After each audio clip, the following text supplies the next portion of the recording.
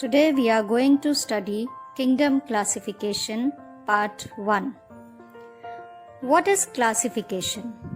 Classification is the act of putting organisms into groups based on their characteristics.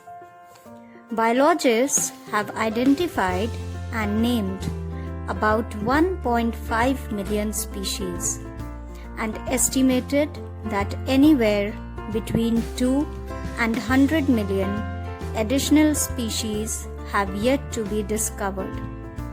So, to study the diversity of life, biologists use a classification system to name organisms and group them in a logical manner. This method is also known as taxonomy. Why we need to classify things? Now children, we have wide variety of plants and animals with inexhaustible food and other necessities.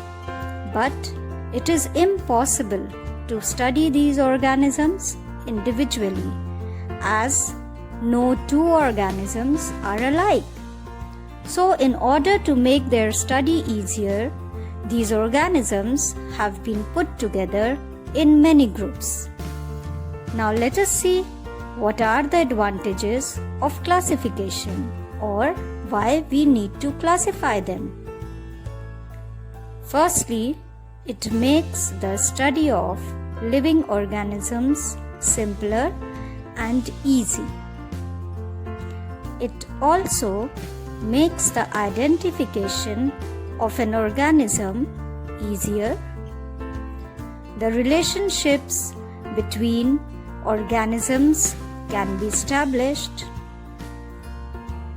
It provides information about plants and animals living in different geographical areas. It helps in understanding how complex organisms have evolved from simpler ones. Classification system. Carl von Linnaeus, a biologist, gave a simple system of grouping and naming organisms. He used features like the form and structure of organisms on the basis of grouping. He named the method as taxonomy. What is taxonomy? Taxonomy is the branch of science that names and groups organisms according to their characteristics and evolutionary history. Modern classification is done by grouping organisms into various subgroups like kingdom, phylum, class, order, family, genus, and species. The highest rank of a classification is the kingdom. It consists of a group of organisms having some common features.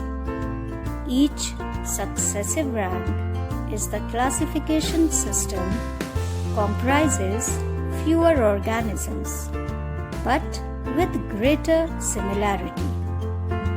Thus, by separating organisms on the basis of characteristics into smaller and smaller groups, we arrive at the basic unit of classification, which is a species. Now, what is a species? A species is a group of similar organisms that can reproduce among themselves. 5 Kingdom Classification. The 5 Kingdom Classification was proposed by R.H. Whitaker, which was based on the following criteria.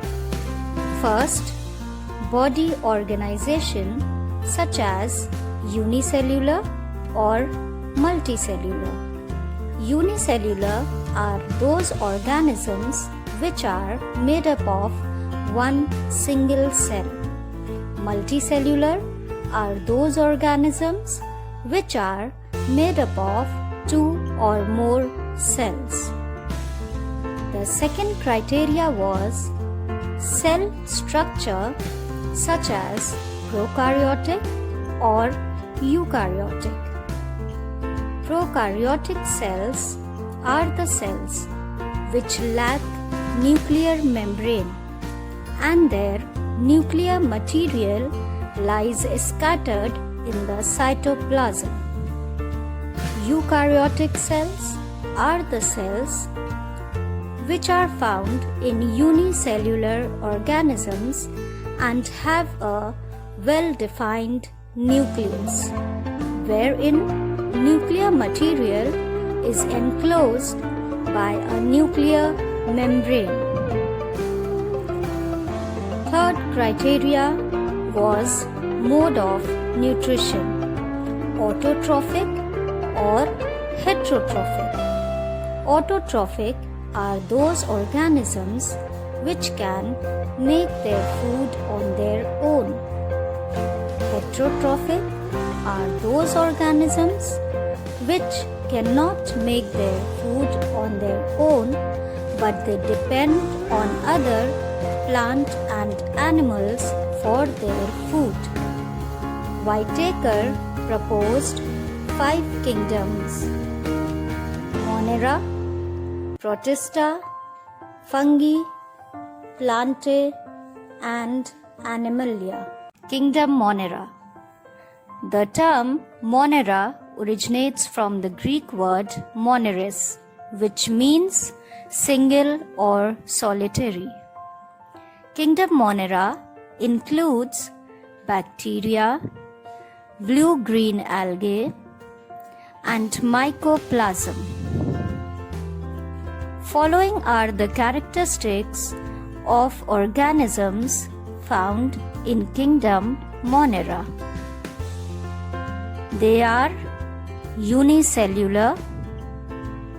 The nuclear membrane is lacking. Such cells are called prokaryotic cells. Endoplasmic reticulum, mitochondria, chloroplast, and Golgi body are lacking. A rigid cell wall is present in bacteria and blue-green algae. Some bacteria contain chlorophyll.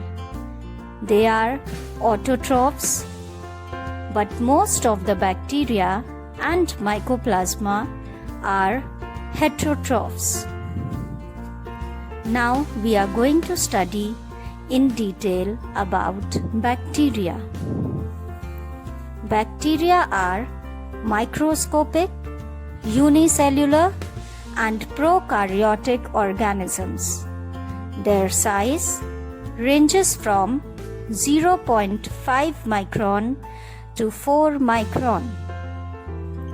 Bacteria are found everywhere, that is, in air, water, soil, food, and dead decaying matter.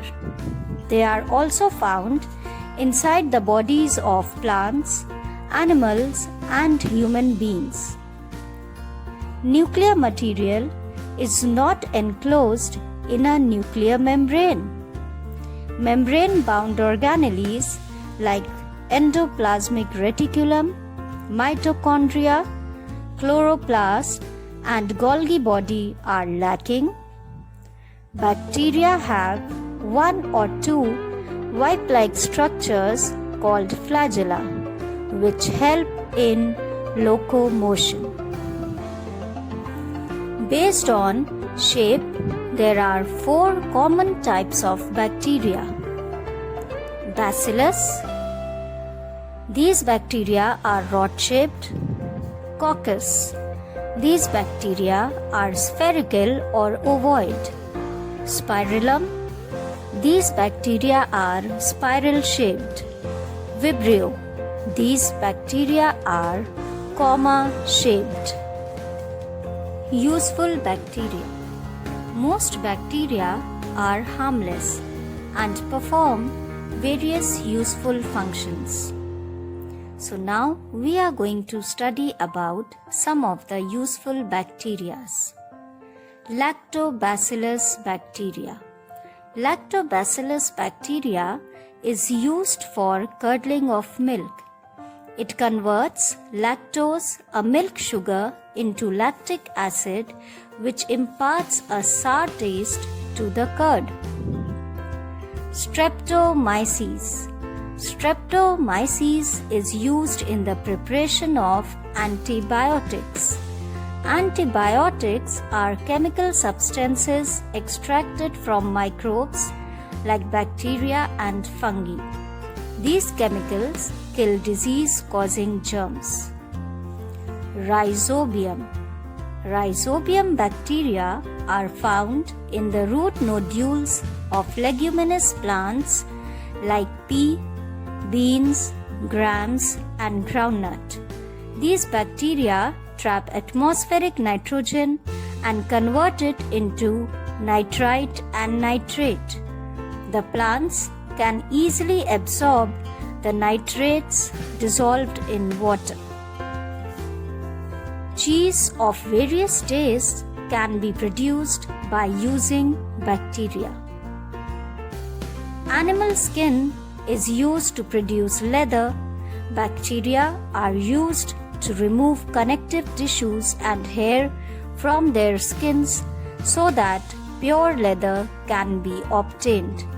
This is called tanning. Retting is the process of separating fibers from plant tissues. Bacteria are employed in this industry to cause decay of the softer tissues and render fibers easily separable mechanically. Harmful bacteria. Certain bacteria found around us are harmful. Let us see how. Certain bacteria act as pathogens and cause diseases like tetanus, typhoid fever, pneumonia, syphilis, cholera, foodborne illness, and tuberculosis. Streptococcus bacteria may cause small infections like strep throat and some serious diseases like pneumonia. Some of the stomach bacteria enter the body through the mouth, and they can survive in the acidic conditions in the stomach. Here I end with the video. Thank you for watching.